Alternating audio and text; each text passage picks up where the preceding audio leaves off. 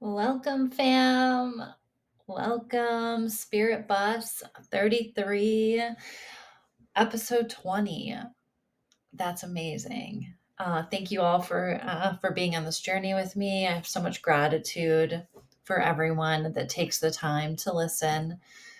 It's been 2 weeks. I was a little surprised by that. It went by really fast. So I'm really excited to kind of go on this little ride with you. I had an amazing 2 weeks. I hope that you did as well.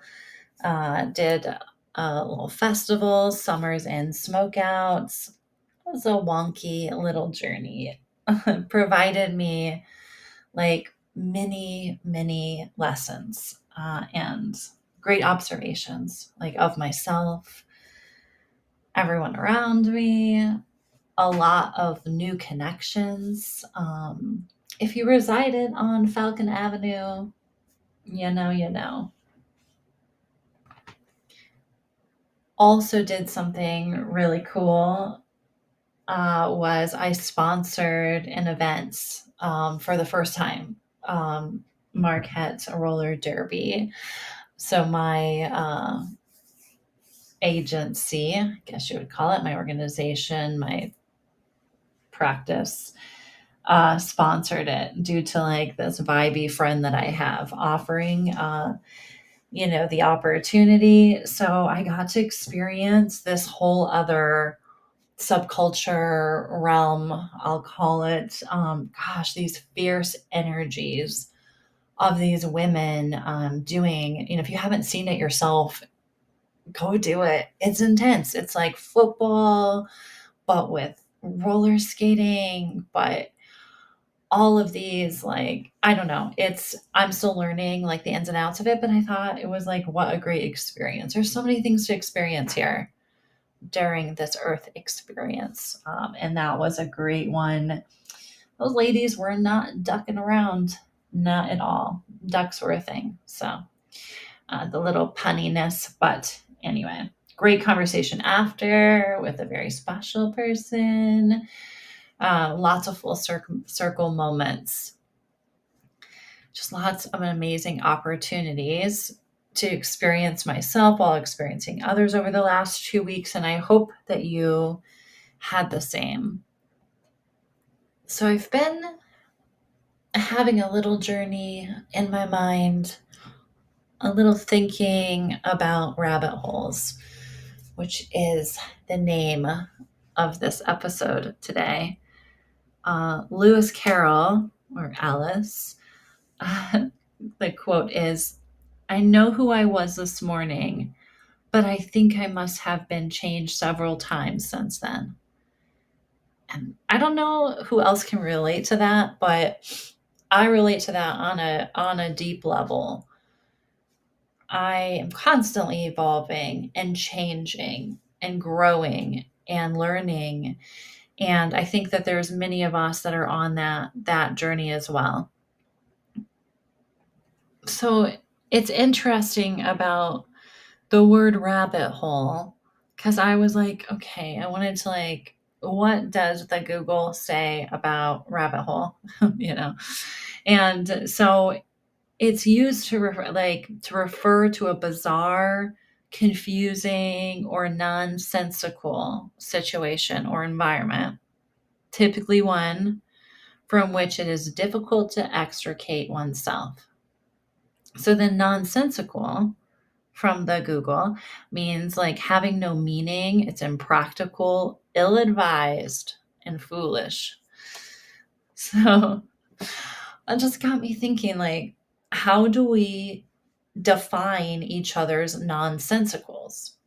I don't know if that's a word, but it's going to be one for today. Like, how do we do that? Like, what are the rules of your nonsensical versus my nonsensical? Like, how do we like determine that individually and as a collective? Because that can be kind of, a rabbit hole in itself, because like one man's impractical could be another man's truth, vice versa. I'm like really fond of deep rabbit holes that like they like lead to like this pondering of all of these discipline or possibilities. I'm not so fond of like the black and white ones, the ones like that are already really structured, but like all of the little shades of gray in between. Like not the conventional ones, but like maybe the rare, maybe some of the foolish or ill advised kind of paths. So, for those of you that know me in past versions of me, you would know that, the rabbit holes that I journey into are a lot safer now. I have a harness on, I have like my safety gear. I only venture in like when like the vibe is aligned or I aim. I don't want to say I always. I'm like working with people and not using the word always too. So if any of you are listening, okay, I'm reframing. I aim to like only venture into these rabbit holes like when my vibe is aligned. So it would be really paying attention to my nervous system, really knowing what the warning signs in my own nervous system are and being true to like those reactions. So from some of you listening, like you can go into some really wild rabbit holes and like your nervous system can hang. I mean, maybe. Like I know some people personally that it seems like they can do some like really deep diving wild rabbit holes and they seem to be able to hold space for it without it jarring their system. Now, I guess I'd be curious, to have maybe deeper conversations. Maybe it is jarring their system, too, but for me, like I don't want to venture into these rabbit holes where I'm sitting in a state of fear or uncomfortableness, without doing some like deep observation as to like, do I need to look at the fear? What is this fear? Just more rabbit holes, actually. Because that like a rabbit hole can like turn into like these long, like windy tunnels that just keep going and going and going. And you think you're at the end of it. Surprise, trap floor. There's a whole nother level. And so I'm aiming to be very aware of my energy and alignment when I'm visiting these rabbit holes. And from my perception, like I encourage you, to do the same. And when I'm speaking of rabbit holes, it's not always just like different, ideologies or philosophies or ponders or, belief systems or, but they're people, is like each interaction, like with another being. I mean, it could be human, animal, plant, etc. It takes us like on this vast journey that can like shift your entire experience. And I'm sure, I mean, you've been doing this earth thing too, so I'm sure you can kind of relate. I mean, some people just shift your experience slightly and then others like have a major impact and it alters your life experience drastically. When I was younger, my mentor shared with me, you can tell a lot about people by the company they keep. I did not agree with that. I didn't like it. But after many of my own rabbit holes and my own experiences, I agree completely. Taken a little bit from Sanaya Roman, Personal Power Through Awareness. As you become aware of energy, you will want to determine if it is charging you or draining you. I thought that was a great quote, especially when we're thinking about other people and our interactions. The idea of like somebody draining me, I don't know, like a past version of myself, like did not have that awareness. Like that did not. I think if someone even said it to me, I don't know that I would have awareness in past, younger versions of myself. Like, because everyone was more worthy than I was. They were so much cooler than me by far, and like their needs and their wants and their comfort and everything was like way more important, you know, than my comfort level. So thinking of somebody draining me, I would feel that even me saying that would be mean spirited. And that's how I lived, many different chapters of my life. And I know that like we could go down like a rabbit hole of just that as perhaps maybe a trauma response, is that maybe through my own trauma, I learned these coping mechanisms to like gain approval, into chameleon and to, be able to like minimize conflict. Maybe I learned how to do that from a young age in unsafe environments. Or another rabbit hole could be like throughout those chapters, I was just like understanding energy, some dark night of the soul types of experiences, so that I could later learn how to transform energy and how to heal myself and love myself.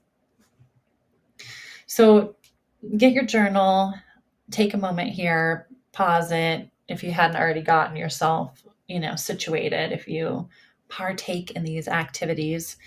But you're going to need to pause this while you do this, but on a piece of paper in your journal, like write down as many people as you can think of. You can continue this later, but as many people as you can think of that you interact with them, like on a regular basis, like you spend like a decent amount of time with them or repetitive amount of time.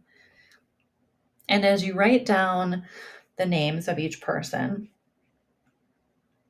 think of them just for a moment without any judgment, none of that. Another one of my mentors gifted me a beautiful, do not use the word cringe. And so do not cringe at yourself. And because we're tossing that word in the garbage, no judgment, but just look at that person as a mirror of yourself. Some of the people on your list, you might be like, yes, they are a mirror. Oh, that feels so good. They're so beautiful. Like they're so inspiring. Like I just like, that it may be really easy, but like there might be some that you're spending time with that snag you.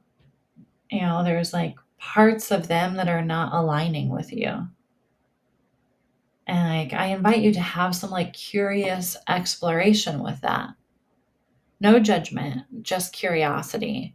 And this might be like a really good time to work with a mentor or a therapist or a guide or a homie that you can have some deep conversations with, your spirit team. I don't know whoever you feel aligned with working with, but like someone who understands like your belief system, because that's important. Your individualized belief system plays a huge role in this.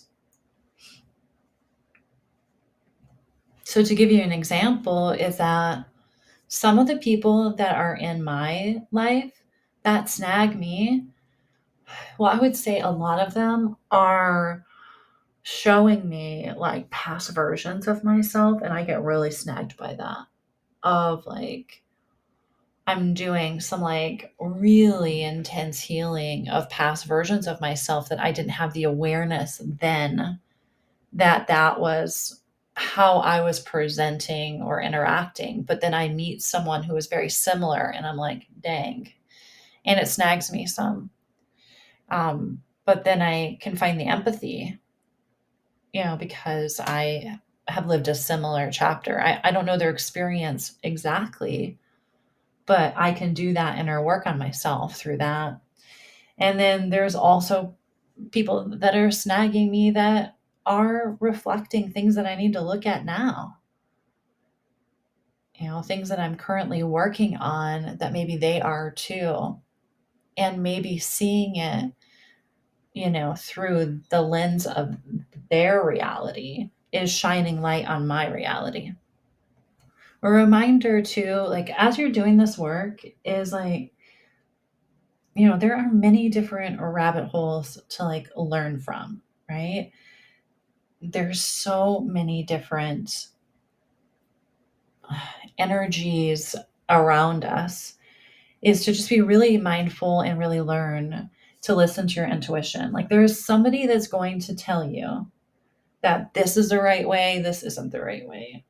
That this is the way that you need to learn and heal and evolve. This is the way that you heal your trauma. This is the right modality, the right practice. Oh, there's a lot of evidence behind this. It has to be the right way. But reminder, like they're living in their own rabbit hole. And some rabbit holes are like really big. Like they hold a mass amounts of people. They're chilling, a lot of them in these same perceptions at the same time. But it doesn't mean that it has to be right for you. Like just for a moment, just take a little journey, rewind back to history, to what, some of the things that we have been taught is that populated rabbit holes sometimes tend to later, they are like skunk holes or something, like they stinky, like mass amounts of people all believing in the same thing at once. And there's this like mass destruction attached to it, so it's to make sure, that you're not buying into something just because the majority is, just because like you feel inadequate of not, oh, well, a lot of people feel this way, I must too. Is develop your own intuition, research yourself. There are lots of amazing uh, ideologies in populated rabbit holes. There are, but there's also a lot of cracks where people are slipping in and getting stuck like some quicksand. In Toltec wisdom, rabbit holes can be described as like dreams. And so each rabbit hole would have been created by the dream that preceded us. So we're doing two books at once. So Don Miguel Ruiz and the Four Agreements, I'm reading this little part for you here. Humans are dreaming all the time. Before we were born, the humans before us created a big outside dream that we all call society's dream, or the dream of the planet. He goes on to say, we are born with the capacity to learn how to dream, and the humans who live before us teach us how to dream the way society dreams. The outside dream has so many rules that when a new human's born, we hook the child's attention and introduce these rules into his or her mind. The outside dream uses mom, dad, schools, and religion to teach us how to dream. So just like take that in for a minute. So like it's basically like we're being conditioned by the dream of society. Each one of us is like altered in certain ways. Like we have certain cultures, certain religions, certain geographical locations. So they're a little bit different. But it's like an entry dream, right? Is like we have these entry dreams, and then many of us like evolve, maybe move, do something new, however it became, meet somebody again, because people can shift reality. And then all of a sudden, we may find ourselves living in rabbit holes that other people might not even know about. Not wrong or right, just a different rabbit hole, a subculture, so to speak. A dream that if you speak it out loud, another person might not even be able to follow. They would be confused maybe. So if you're still listening to this after all that nonsensical talk there, welcome to this rabbit hole. You have a seat on the bus, fam. It might be a bumpy ride, I'm not gonna lie, but I'm your mirror, you're mine. You can jump off, take another ride at any time. We're not hanging with judgment. And because if we were, we would literally have to take a look at ourselves. And if I was judging you, I would have to do that mirror work myself too, because you're part of the company I keep now. So I appreciate you, and I'm grateful for the time that we get to spend together and for those who listen. And I hope that you enjoyed this ride. I'm going to do a little drawing here. We'll start out with the first deck, Conversations with Souls. You are blooming to be the leader you came here to be. I don't know about your belief system, but mine is that we all have a purpose. And the part of us that is healing right now, the part of you that's listening to this for whatever reason, is that you are stepping into some type of leadership role. And I'm not meaning a hierarchy of any type of ego.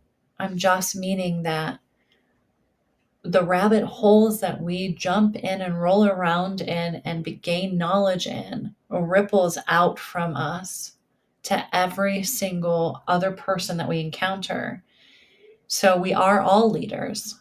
Every single human having an experience here is leading. From the Osho deck, the first card, Courage. Fam, it takes some warrior energy to be having this earth experience. It takes a lot of courage. And the second card, leading into that, is Control.